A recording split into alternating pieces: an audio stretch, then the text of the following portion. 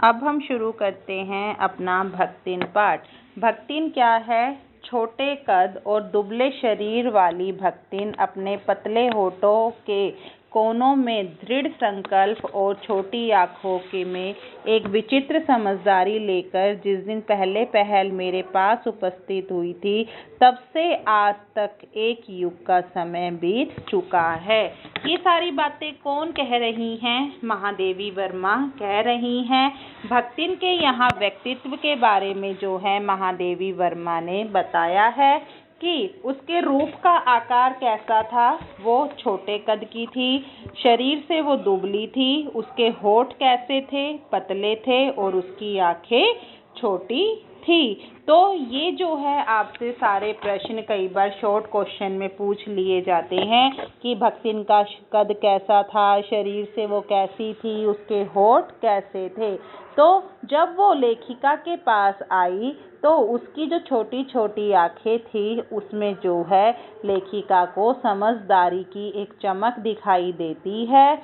और तब से लेकर जब से भक्तिन उनके पास आई है तब से लेकर अब तक में एक युग का समय यहाँ पर बीत चुका है।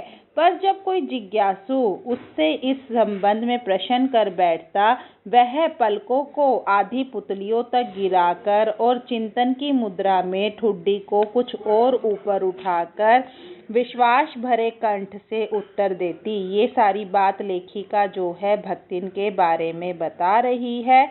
तुम पचई का बताई, यह 50 बरस से संग रहित है। कि यहाँ भक्तिन क्या कह रही है कि हम जो है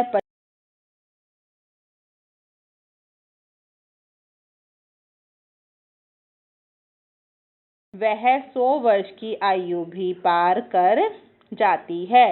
तो यहाँ भक्तिन क्या कह रही है? लेखिका बता रही है कि मैं तो 75 साल की हूँ और जो भक्तिन है वो 100 वर्ष की आयु भी पार कर चुकी है। इसका भक्तिन को पता नहीं, पता हो भी तो संभवतः वह मेरे साथ बीते हुए समय में रत्ती भर भी काम न करना चाहेगी। कि जब लेखिका ने ये कहा कि मैं 75 की और वो 100 वर्ष पूरे कर चुकी है, अगर इस बात के विषय में भक्तिन को पता चल जाएगा तो वो मेरे साथ एक क्षण भी काम नहीं करना चाहेगी। मुझे तो विश्वास होता जा रहा है कि कुछ और वर्ष बीत जाने पर वह मेरे साथ रहने के समय को खींचकर 100 वर्ष तक पहुंचा देगी, चाहे उसके हिसाब से मुझे 150 वर्ष की असंभव आयु का भार क्यों ना ढोना पड़े। तो यहाँ जो है लेखिका ने भक्तिन के व्यक्तित्व के बारे में बताया कि जो भक्तिन है वो हर बात को कैसे बढ़ा चढ़ाकर लोगों के सामने प्रस्तुत करती है। सेवक धर्म में हनुमान जी से स्पर्धा करने वाली, स्पर्धा यानी कि कंपटीशन, और सेवक धर्म में उनकी तुलना किससे की गई है? भक्तिन की हनुमान जी से। और किसने की है?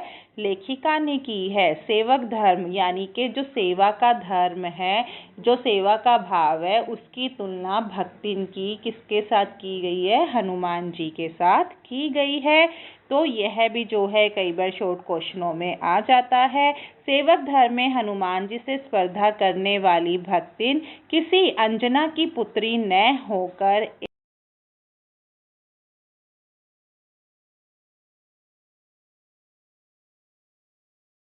यानी कि जो लक्ष्मी है, भक्तिन का बचपन का नाम है।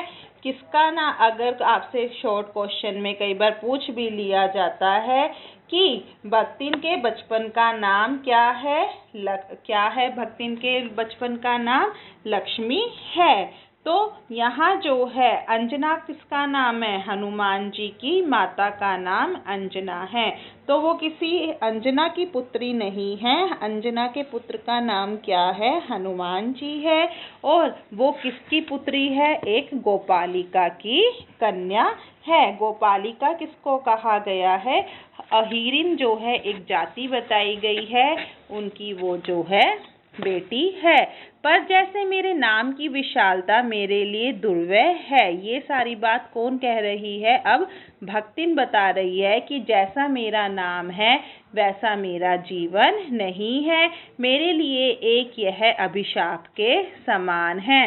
वैसे ही लक्ष्मी की समृद्धि भक्तिन के कपाल की कुंचित रेखाओं में नहीं बंध सकी है।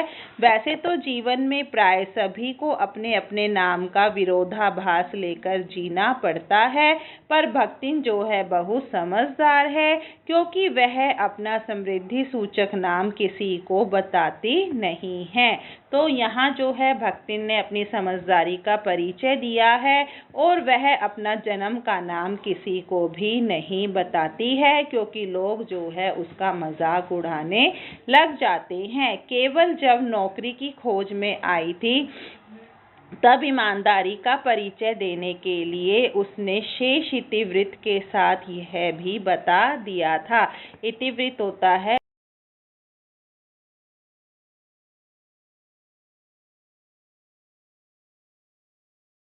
लक्ष्मी है, पर इस प्रार्थना के साथ कि मैं कभी भी इस नाम का उपयोग नहीं करूंगी।